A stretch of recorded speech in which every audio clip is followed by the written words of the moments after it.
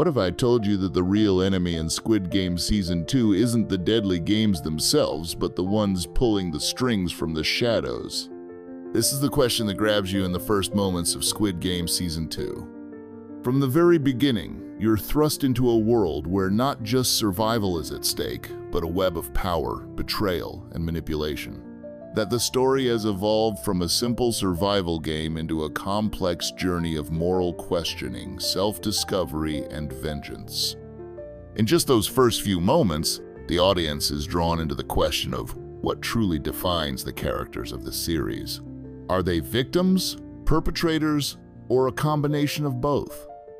It's a promise of exploring the deeper mechanics behind the deadly games, setting up a personal vendetta that will unfold over the course of the season.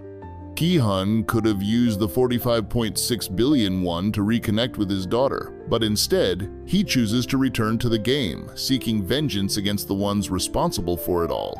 Why?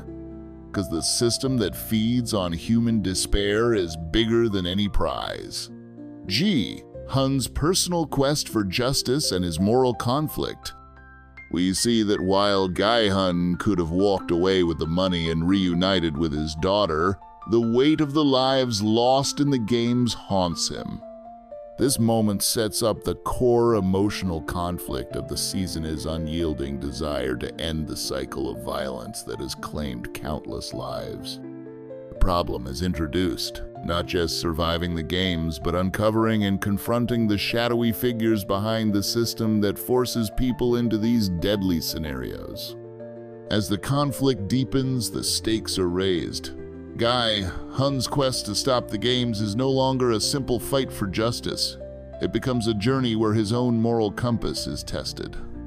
He's no longer just seeking revenge, but a way to destroy a system that views human lives as expendable commodities. The audience is pulled in further as they begin to realize that Gi-hun's pursuit will lead to a confrontation with figures of unimaginable power. The question then becomes, can one man take down a system this large, this entrenched?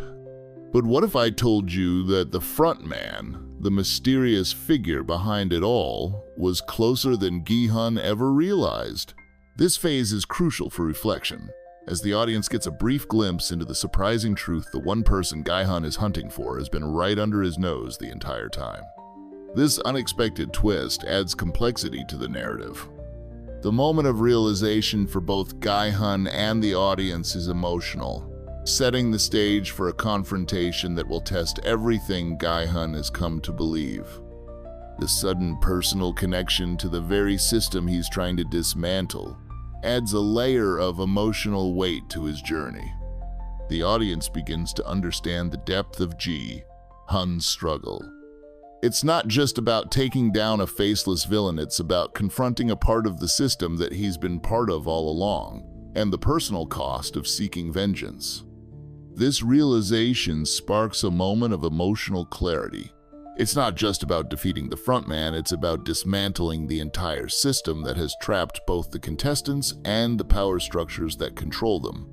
The stakes now feel higher, and there's a shift in tone.